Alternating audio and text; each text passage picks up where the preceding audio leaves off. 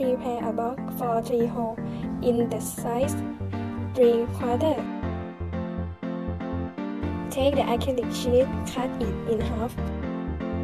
Attach into the box the first and the second.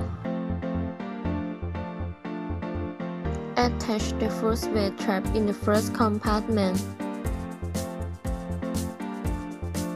Followed by a glue to put the charcoal in the third compartment.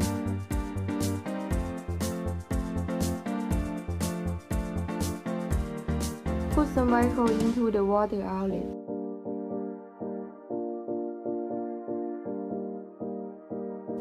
Followed by inserting the charcoal into the third compartment.